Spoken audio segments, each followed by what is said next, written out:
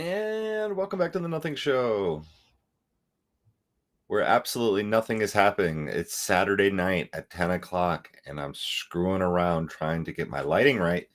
So if that tells you anything about how exciting my life is, so there you go. Anyway,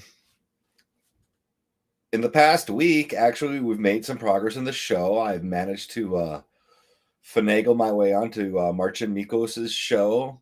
And the first time I was on live with him, I got a chance to talk to Paul Democritou, the Crypto Factor, and asked him a few questions and gave him an opportunity to really talk about himself. And then he told me to go get wrecked. So there's always that. I wear that like a badge of honor.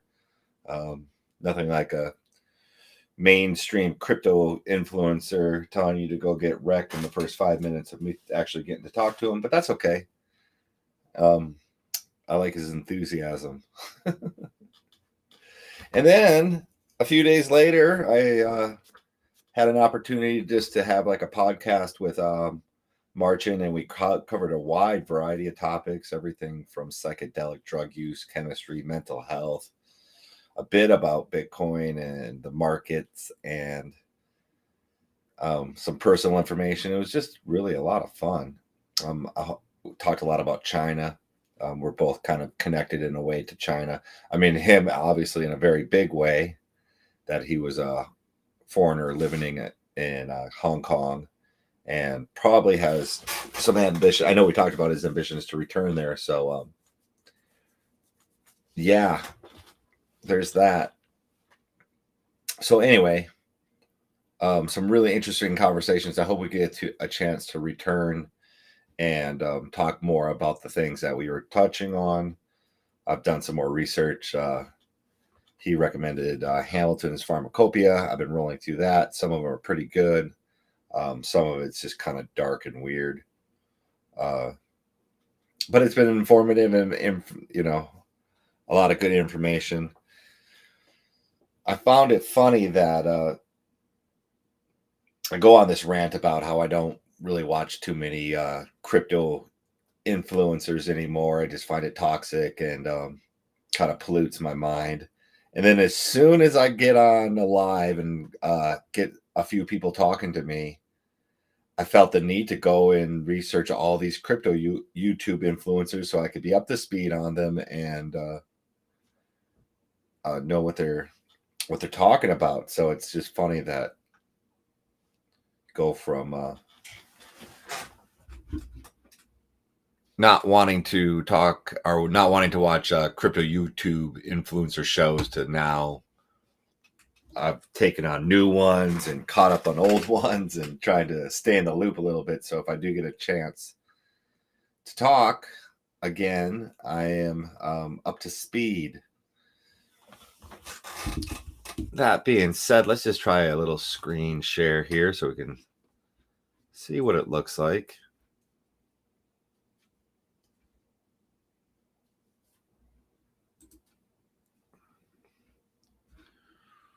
We want to do this guy, and then let's take a look at the Bitcoin price.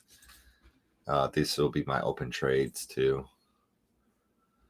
Trying to Bitcoin, look at that. So we're currently at 64,500, and you're catching some live action right here. Look at a nice dip to take me back into the negative. And you can just see over here the order book is just starting to blow up. Let's see if it gets bought up by the dip. Let's go, Bitcoin. Should we put on some trading music and really do this for real? Show you what this is, what it's like when I'm mostly just sitting here by myself. I throw on some Lord Cyborg. You can always just start with, ooh.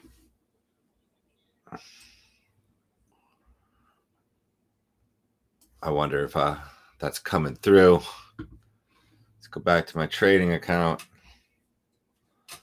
Maybe it never left it too, huh?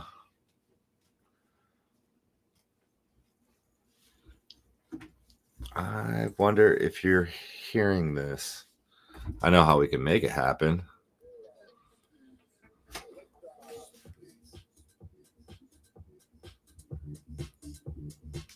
No.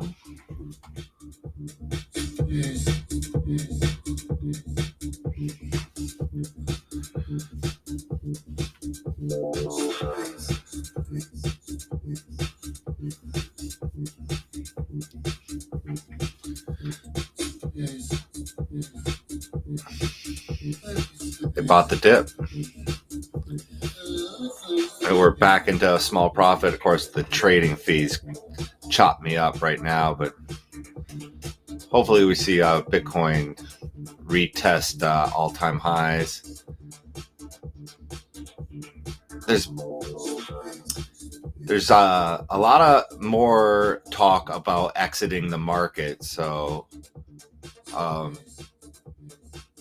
might be slowing down my day trading here and start looking at taking some Bitcoin back into USD as to not lose all my gains that I've been working on for 5 months with my Bitcoin.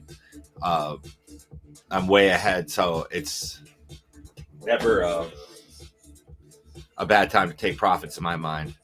And again, I don't want to get caught with my pants down and end up, because I've seen it when Bitcoin crashes, it's probably going to crash pretty hard. You're going to see a 30 or 40% dip in like a day or two, right? And it'll probably happen a couple times. So I think I'll leave a little bit of Bitcoin behind so I can short it on the way down and then put most of it back into USD. And look at this Ethereum trade. I've been in this Ethereum trade for a couple of days. I'm just way upside down. Down 16%. And look, it just continues to crap. I hate Ethereum. Why did I ever open a trade on Ethereum? Garbage. Shit coin.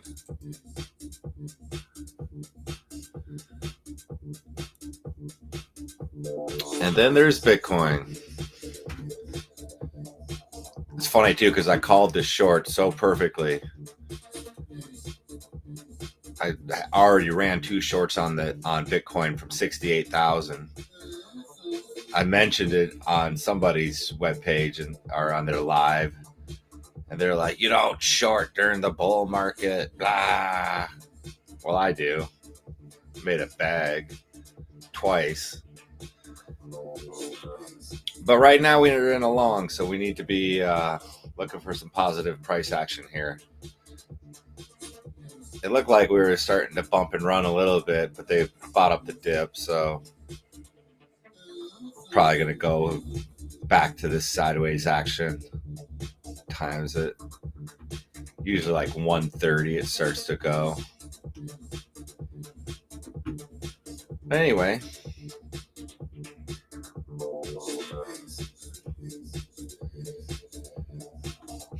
Let's go back to here. And how we turn that off. Boom, boom, boom. We're back here. Let's cut out the Lord Cyborg for a second because it's a lot. I got a fly in here. It just needs to die.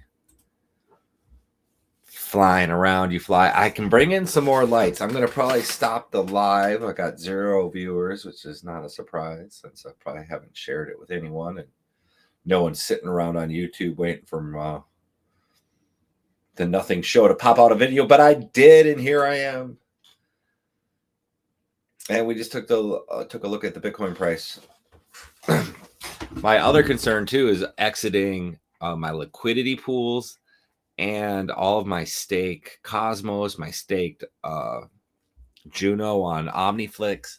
All these things require an unbonding time. So like on the liquidity pools, you need 2 weeks. I put it in for 14 days bonding if you ever watch my osmosis video. And that means I need to unbond it and wait 2 weeks before I can actually pull my liquidity out. It's 28 days on the OmniFlix stake, and I think it's 21 days on the validators on Kepler. So that's something to think about, especially if we're going to have a December sell-off. It's time to do it, right? There's some other options too. I can always you can choose, at least in the liquidity pools, you could do a 1 day and just keep an eye on it. You're not going to earn quite as much, but the APY is still usually around 100%, and that ain't bad. So that's something to think about. I'm definitely thinking about at least pulling up my stakes and being ready to maybe exit into stable coin. I was thinking about Terra. Uh, we'll have to do more research on if there's a stable coin that I feel good about that won't crash when Bitcoin crashes on Cosmos, because that'd be the easiest play. You've seen how easy it is to transact on Cosmos, so I could pull my liquidity out into a stable coin and then just park it on the Cosmos network until I feel like there's a good buying opportunity, and then we'll have our guns loaded, so to speak, to buy back in once the bear market hits. And if the bear market doesn't hit, then we can also just wait for a dip and buy back in if we think that we're going to continue this bull run. I don't really know what to think. I guess I'm kind of buying into this idea of December sell off and then maybe another month or two of altcoins popping. And then there's part of me that says that Bitcoin is now doing, I mean, it's the same rhetoric you always hear that, oh, Bitcoin's going to do something different now. But looking at the research and what I've heard from others, it sounds just like it did in 2017. You're seeing the same kind of price action. This just seems like an old hat for Bitcoin, that this is what it does. And so I'm preparing for a big dip and for the bear market. Kind of looking forward to it. I don't really have a need to pull a bunch of profits right now.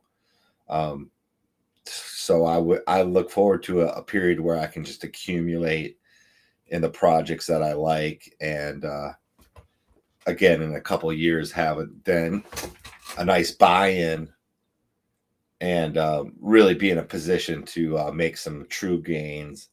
Whereas this whole, I mean, I came into crypto in March, and it takes a few months to figure out what's going on. Oh, this fly! Are you seeing me struggle? I'm not a fly ninja. Jeez, I'll get him. Maybe not on my live, but I will get him. But anyway, so yeah, I just feel like I came in late. Came in March, April, and I didn't even know anything about crypto for that first whole initial bull run. It was just all FOMO. I was buying coins that I knew nothing about. I was just trying to make quick gains. I bought Cardano. So of course I bought Doge first, right? And then because everyone was talking about Doge. And then I bought Cardano because it was listed right next to Doge on my exchange. And it was cheap, and I didn't understand fractionalization and all that.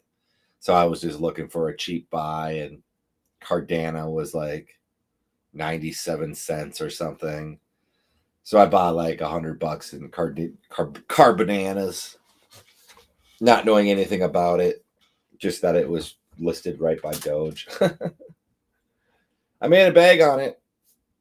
I think I sold all my Carbananas at 286, which is like the best Cardano's ever done. And again, hasn't done a thing since. Again, I'm not going to badmouth Cardano. It's just not my project. It doesn't do anything for me.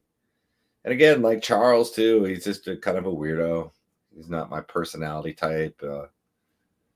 He just seems like an old man already. And I know he's like half my age, but he just reminds me of an old, bitter man. But that's just me, my opinion. I'm going to end the live here at 15 minutes and see if I can take a look at the replay. And yeah, we'll go from there. And maybe bring in some more lighting. Again, what I'm seeing here looks pretty good to me. When I was live with Marchin, it was a little grainy. And again, I think I figured out the audio. We'll just give it a listen and see what it sounds like. I think it sounds a lot better coming through my headphones. I got a little more fullness to it. It doesn't sound so tinny. Sounds a little more in real life. So with that being said, thanks to no one for joining me. It's been really fun talking to myself because that's not weird. But anyway, till next time, peace.